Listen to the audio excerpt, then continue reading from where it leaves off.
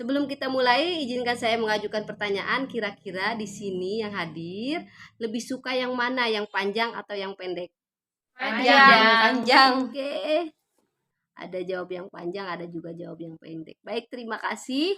Nah, pertanyaan ini akan berhubungan dengan materi yang akan saya sampaikan. Cekidot. Bismillahirrahmanirrahim. Assalamualaikum warahmatullahi wabarakatuh. Perkenalkan, nama saya Yuli Surastri. Saya sebagai Kadar Apisena Astra, kader kesehatannya Desa Lengkong Kulon, Kecamatan Pagedangan, Kabupaten Tangerang. Pada saat ini menyampaikan materi seputar alat kontrasepsi. Alat kontrasepsi, apa sih alat kontrasepsi? Alat kontrasepsi adalah sebuah cara atau metode untuk mencegah terjadinya pembuahan sehingga tidak terjadinya kehamilan. Nah, tujuan penggunaan alat kontrasepsi itu adalah untuk mengendalikan pertumbuhan penduduk sehingga nantinya akan mengarah kepada kesejahteraan keluarga. Baik, alat kontrasepsi dibagi menjadi dua berdasarkan jangka waktu penggunaannya. Yang pertama yaitu metode alat kontrasepsi jangka panjang atau disebut juga dengan MKJP. Yang kedua yaitu metode kontrasepsi jangka pendek atau disebut juga non-MKJP. MKJP adalah alat kontrasepsi yang digunakan untuk menunda kehamilan, bahkan untuk menghentikan kesuburan dalam jangka waktu yang cukup panjang dengan efek samping yang sedikit. Untuk metode kontrasepsi jangka pendek atau non-MKJP sama juga halnya dengan MKJP, yaitu menunda juga kehamilan namun dalam jangka waktu yang lebih pendek dari jangka panjang. Apa sih manfaat menggunakan MKJP dan non-MKJP? Untuk MKJP sendiri manfaatnya yaitu efektivitas pencegah kehamilannya sangat akurat, sekitar 99%. Wow, hanya 1% kegagalan. Yang kedua yaitu jangka waktu pemakaiannya yang cukup panjang. Jadi membuat kita tidak sedikit-sedikit ber-KB, Ber-KB kok sedikit-sedikit.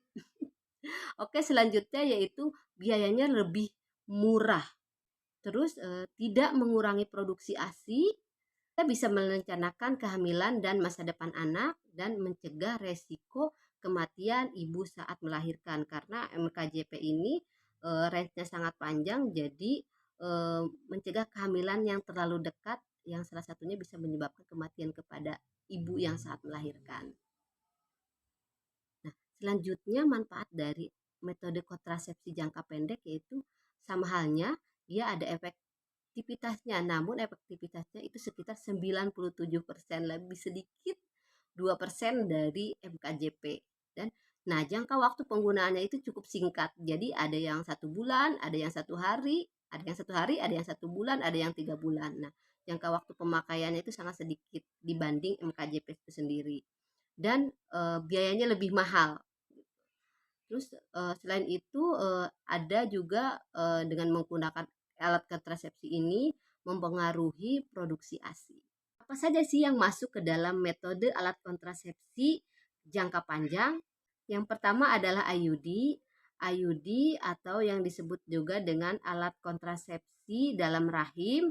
Nah, dia berbentuknya seperti letter T ya. Nah, IUD sendiri ada dua, ada yang hormonal dan non-hormonal. Nah, range pemakaiannya sekitar 5-10 tahun untuk IUD. Yang selanjutnya adalah implan. Implan disebut juga susuk. Dia berbentuk batang kecil dipasang di lengan. Biasanya dipasang di bawah kulit. Nah, itu sering disebut juga dengan metode alat kontrasepsi bawah kulit. Nah, untuk penggunaan implan ini dia juga bersifat hormonal dan digunakan dimulai dari 1-3 tahun. Untuk selanjutnya yaitu metode operasi wanita atau tubektomi. Nah, ini metode kontrasepsi ini digunakan untuk pasangan usia subur yang tidak ingin anak lagi.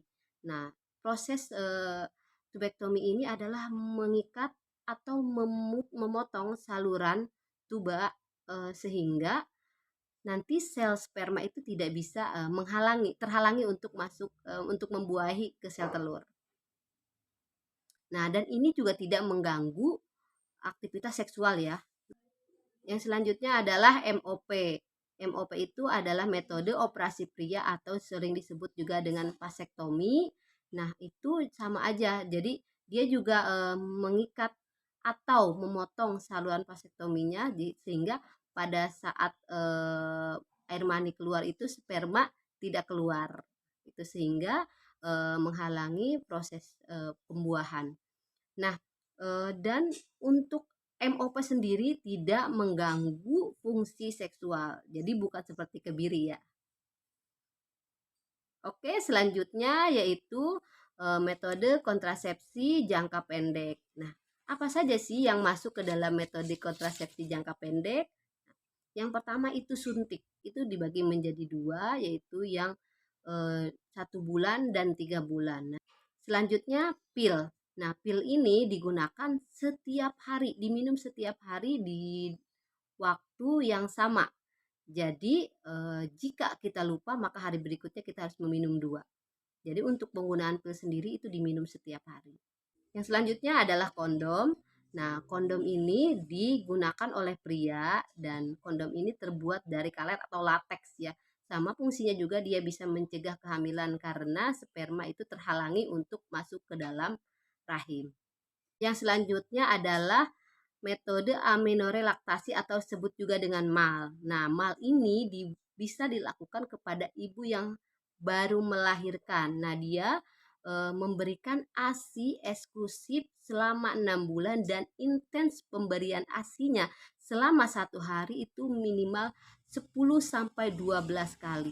Dan pemberian ASI itu sendiri tidak boleh kurang dari 4 jam karena itu untuk mempengaruhi hormon untuk pembentukan ASI. Ketika kita memberikan ASInya lebih sering maka hormon pembentukan ASI itu lebih banyak sehingga mengganggu hormon-hormon kesuburan. Baik, mungkin itu saja yang saya sampaikan seputar alat kontrasepsi. Saya yakin yang hadir di sini juga sudah pada pinter ya.